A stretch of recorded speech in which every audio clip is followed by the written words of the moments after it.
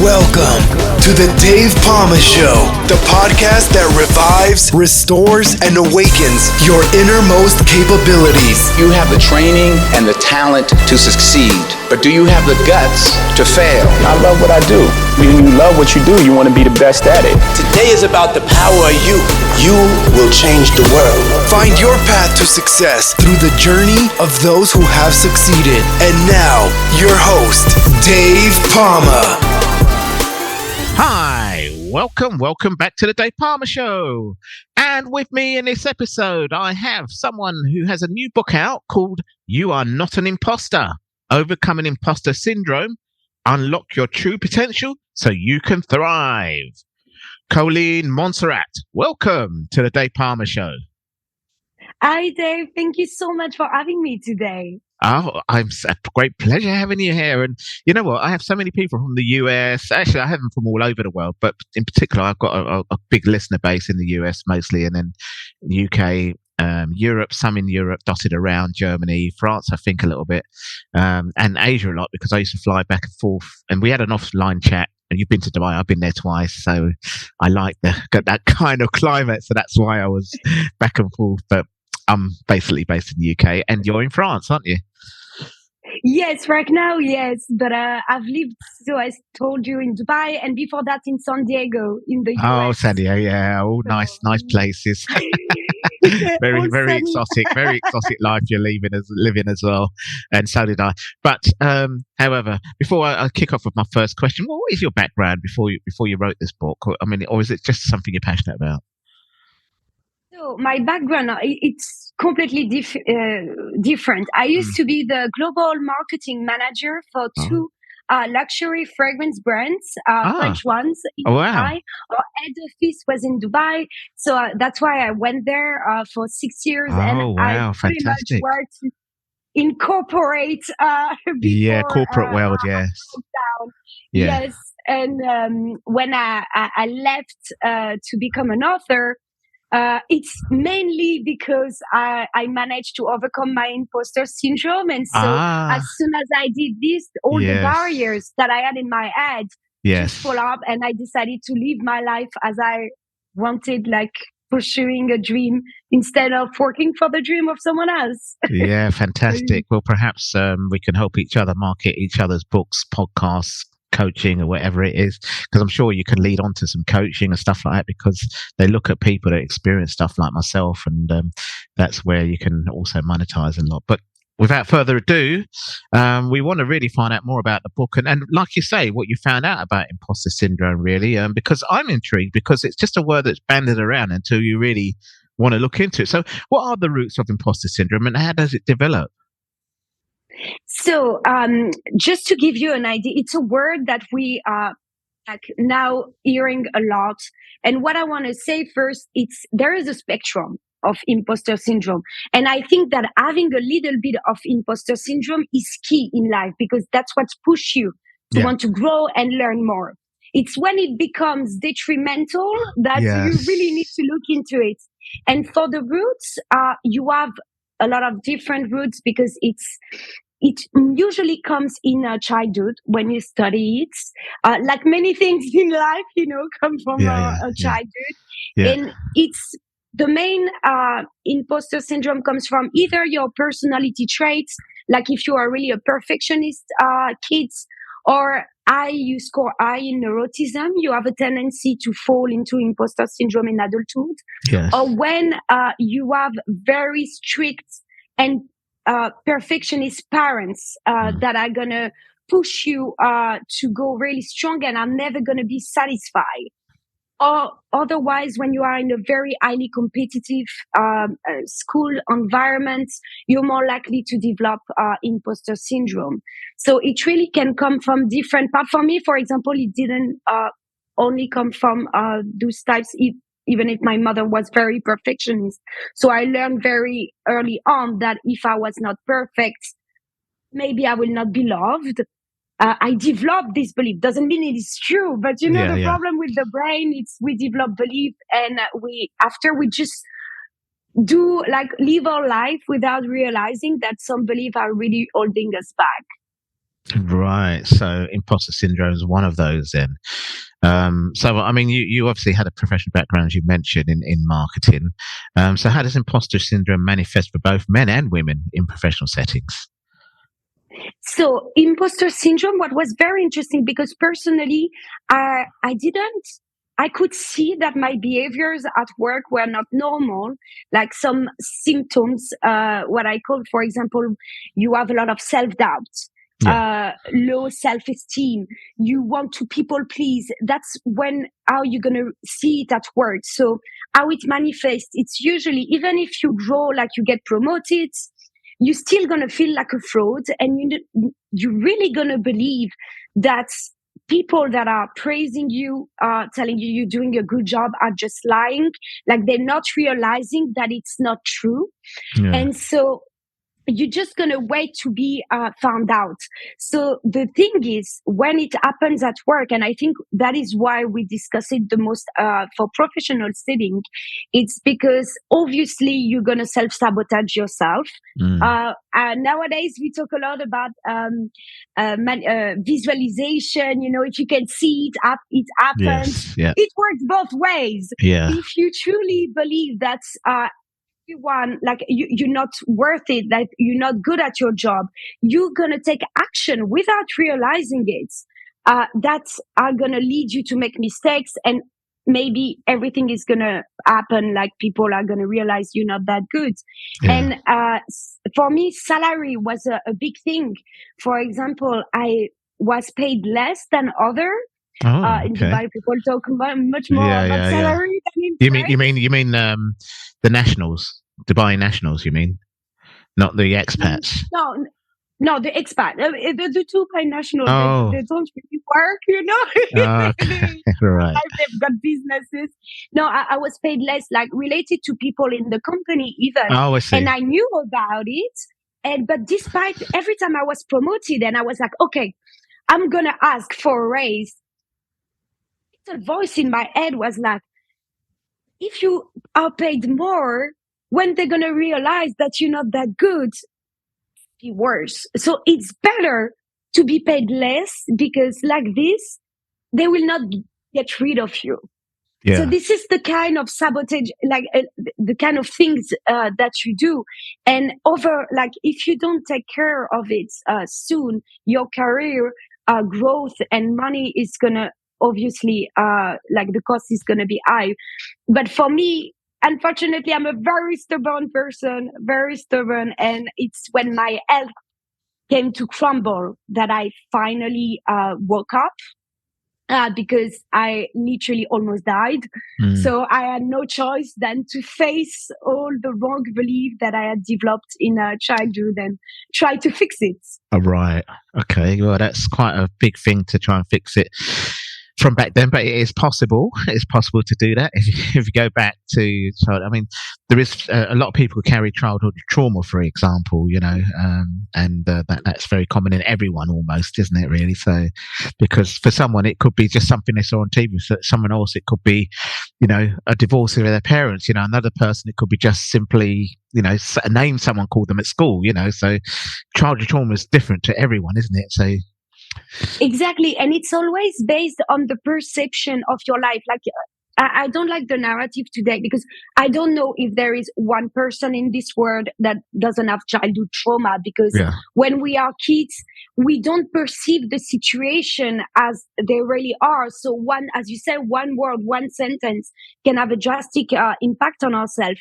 And of course, you can compare the trauma of everyone, because it's a question of perspection, and everyone has their own path of life. And so don't judge, be compassionate toward others, but it's important to address them if you want to be an healthy adult. yeah, And I think what people don't realize with psychological disorders, I will say, like self-doubt, low self-esteem, stress, etc., it's, you can live a very long time with it with no consequences. But at a moment, your body is going to start to react. And mm. at the moment your body reacts and you have really health issues, life becomes much harder. So it's better to be uncomfortable, because it's uncomfortable to change. It takes effort. It takes daily reminder, and you will find yourself in uncomfortable situation the time you rewire your brain and develop new neural pathway. But once you've done it, you will live a much more fulfilled life. Fantastic. Yeah, well, that's a good explanation. So, how can the actual syndrome sabotage personal success? I mean, you talk about your own. You've been quite successful actually in your job. I mean, you said about pay and stuff like that, but you also experienced some imposter syndrome. So, how can that actually sabotage personal success? But you will really act in a way that is detrimental to you. And for example, if we take people pleasing, dedicate a whole chapter on people pleasing, because people pleasing is for me the behavior that is the hardest to change, because it's actually through action that you can change. And action are hard one to go to. You don't have to rewire. You need to go and act. And the thing is, if you are at work, and usually when we do people pleasing, we like to say, "Oh, just because we are a nice and good person," when actually a lot of time it's just hiding the fact that either you want people to love you. Yeah. Either you don't want people to realize that you're a fraud. So you say, if I take the job of someone else and I help them the more than I can, they find out I'm not that good, they will keep me because I do help a lot of other people. But the problem is, if you have the time, the skills, do it, help other. But most of the time we incorporate jobs. We all know that we're pretty busy and we don't actually have that much time. And so by doing this, you're actually gonna be late on your own job or not do the best. And so it's gonna sabotage your own work. We see it as well around perfectionism. We often say, that during a job interview, when they ask you, "Oh, give me your quality and your biggest flaw," we like to say for the biggest flaw, "I'm a perfectionist," because it sounds like it's something that instead is good. Yeah. And I realized afterward that that's actually very detrimental for a company, because usually when you score very high in perfectionism, you're not going to take a lot of risk, because you're going to say, "No, that's not perfect enough," and it's going to be an excuse to not go and advance. So it's good to, of course, I will always try to launch the best product, but you need to go with the flow. You need to advance. And when you live with imposter syndrome, one of your biggest flaw, it's actually not taking risk.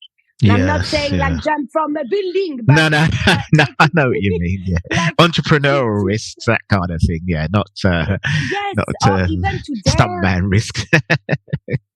Exactly. But you've taken a lot of risk in your career, so you're my one, in the firefighting, definitely, yeah. But I mean, we obviously you weigh up the risks and benefits and everything else. It's the same thing. You wouldn't go and take the risks if you know that your life is going to go and you can't get the people, kind of thing. So it's kind of and we like to tell ourselves excuses and say, "No, I cannot do it because I've got kids or I've got families and everything." But in the end, it's your life. So you're going to have one. And the more you lose time because you're too afraid, when we fear something in plus, I found life has a tendency to throw us events that are projecting us our fear. Yeah. So the more we fear something, the more the thing we fear the most is going to happen to us. So we should better embrace it. And once you do it a couple of times, it's not that scary anymore. No. So it's very getting used to it. Absolutely. There's this word called confirmation bias. So what role does that play in allowing imposter syndrome to become entrenched?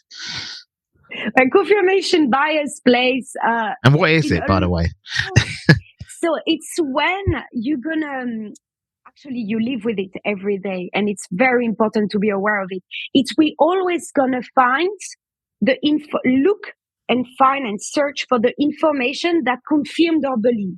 Yeah. So they've done amazing study, for example, where they like put a text about climate change. Right. And they split people in two groups. You've got one group that believe in climate change and one group that believe in that there is no climate change. It's not an issue.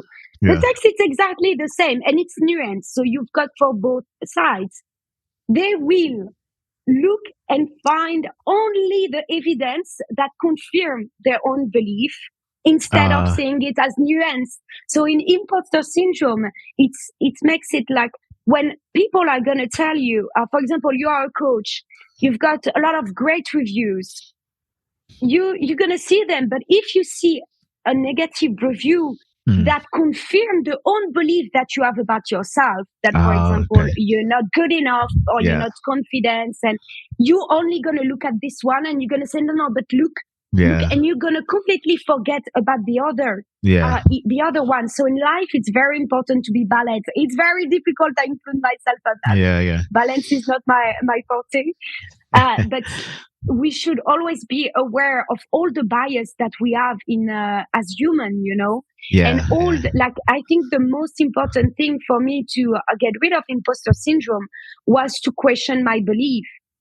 Because we've got those strong beliefs in ourselves that we developed as kids. They are called schemas, and they allow you to navigate the world easier. So when something happens to you in the streets or anywhere, you are able to interpret the situation quickly.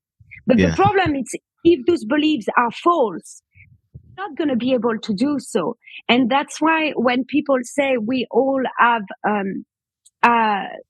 free will, I don't really agree, because your free will depends on where you were born, the parents you had, what you learned as a kid.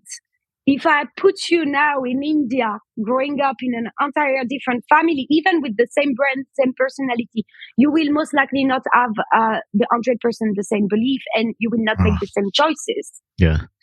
So that's Yes, there's a lot of issues around environmental and cultural and things like that can also have an effect on the thinking as well, isn't it? Really.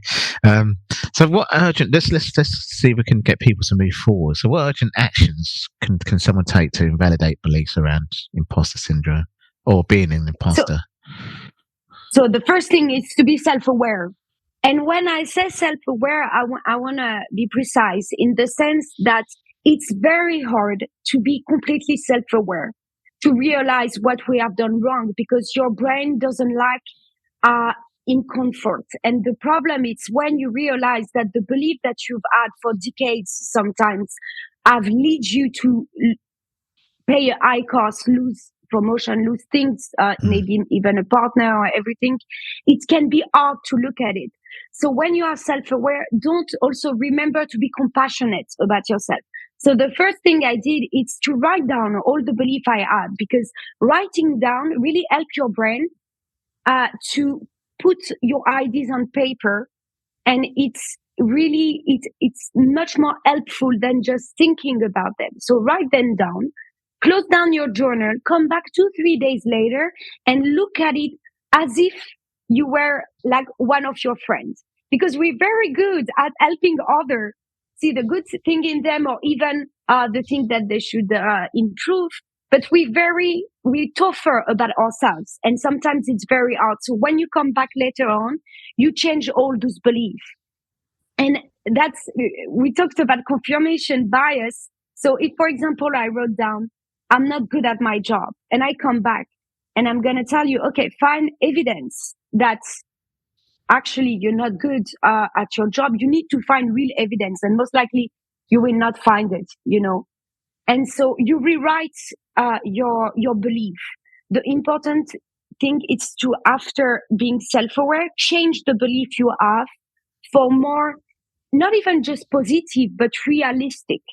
And the thing that is important to do at this moment, I'm not saying to people to say, okay, I'm always right. I'm so much confident that I will always do right, and nobody can stop. Like, we need to be aware of what we do. So adopting sometimes some of the decision is a good, healthy way to see when we are doing mistake and maybe prevent it.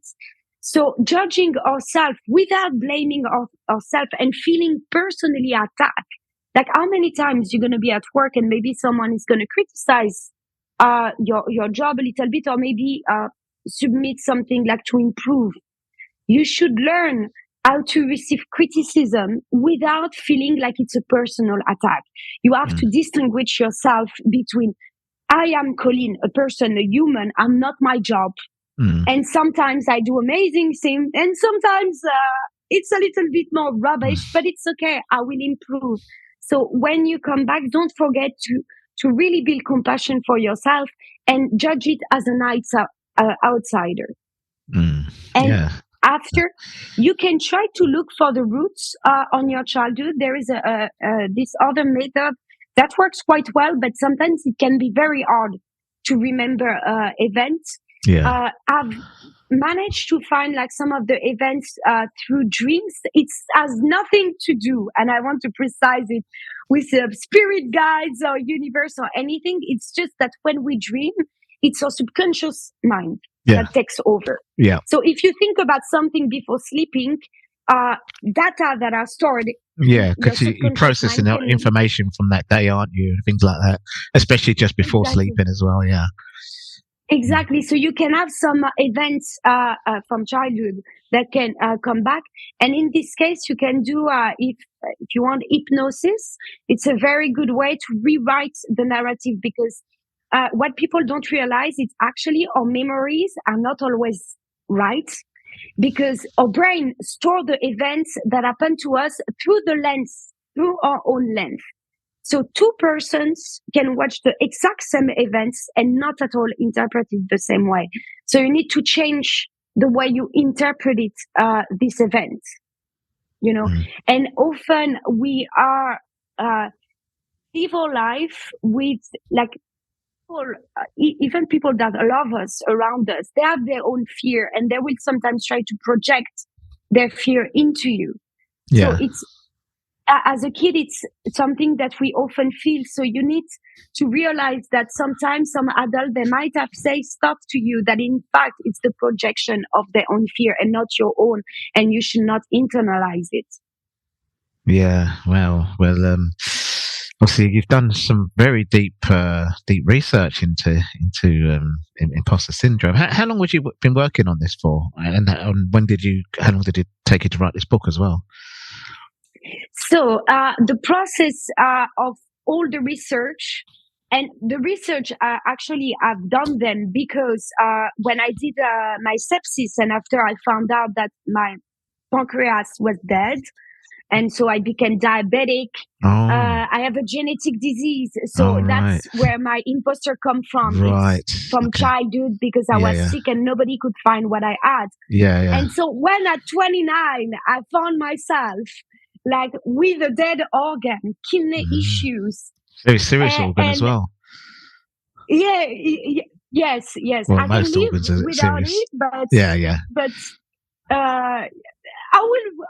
I don't wish anything to happen differently. It's the best thing that happened to me in my life. Truly, honestly, it was tough. It is tough because I went through 10 surgeries. It was like when working. So I had to do both, but I learned so much. And so when I found myself in this situation, I was like, I cannot keep going like this.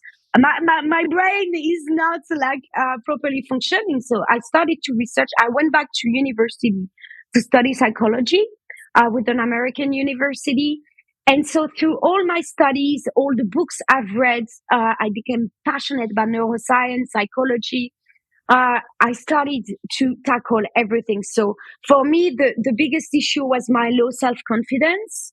So I made a list. I've got low self-confidence, self-doubt, low self-esteem. I'm too much people-pleasing, perfectionism. So I made the list and I tackled one after the others.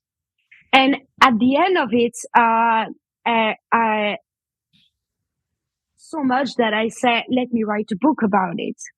It came one Friday evening. I said, I will write a book. And I started writing. And so the book didn't take long, like around a month after you've got rounds of editing and everything. But writing was fast, but it took me 2 years. the journey and the learning and everything took me 2 years, but I had no intention to write the books when I was doing when I was going through it. Yeah. It was really because I've learned it. So. But you did it now. You did it. How long has it been out for now, the book? Now, almost a year. Oh, right. Okay. Yeah. So you're an expert now. Well, an expert in what you've researched, if you like. You know, I wouldn't say. But I moved to subject quite. I think our brains are fascinating. Yeah. So I try to learn everything I can, and I think our brains are much more powerful than we even know. Yeah. So it became. But I'm an author, but for fiction. Otherwise, my full-time job is fiction writing. Oh, really? Okay. So you write. Okay. All right. So you've done some books. Got a few books out, and have you? Other books? Yeah, I've got a book series. Oh, you've got a book series. Okay. All right. For middle grade readers. So. Oh, right. Okay. Well, it's a pleasure to know you then, definitely. Obviously, fiction is obviously where a lot of, it's like being a movie screenwriter, isn't it, really? Everything's fiction usually, or even if it's based on a true story, it's still a fiction-based thing, and that's where you make a big name for yourself, isn't it, really? So, irrespective of whether you're a children's book writer or, The thing is, I found with I was a big reader, like growing up, and I used to love the Famous Five, and me so much, especially when I was sick, because of my genetic disease. I was out of school for 3-4 months a year, and like books gave me so much. Yeah. Now I'm so happy to be able to do it for other kids, even the ones that are not sick. Yeah. Well, it's a really great pleasure and fantastic talking to you. I learned something new as well about you being an author. So you really are a big time author. Well, when I say, you actually are an established author, let's put it that way. And so, yeah, fantastic. Yeah. Where can people find all your books, really? I mean, obviously the one about Imposter, because that's the one we're talking about, and anything else about yourself. Every favorite book retailers, and I'm most on Instagram, Coline Monsarrat. Nothing fancy. Yeah, that's right. Yeah. And I've got also a lot of free resources on the website. You are not an imposter.com. So I've listed all the books, podcasts that I've listened during the journey, and also a lot of articles, so people can also by subject go and find. Fantastic, and then you can go ahead and read this, listen to this podcast when it's released as well, to add to your list. Yes, exactly. Well, Coline, it's been an absolute pleasure having you on the show and talking to you today about this really, really fascinating subject, an important subject by the sounds of things for people to really know about, really. So thanks again for coming on the Dave Palmer Show to talk about this. But thank you so much for having me. That's all for this episode. Thanks for listening, and remember, if you want to support what we do, then share, subscribe, and leave a review over on Apple Podcasts, or head over to my website, davepalmer.com, and click on Rate Show. Well, that's all for now, but I'll see you in the next episode of The Dave Palmer Show. Follow us on Facebook, Twitter, and Instagram.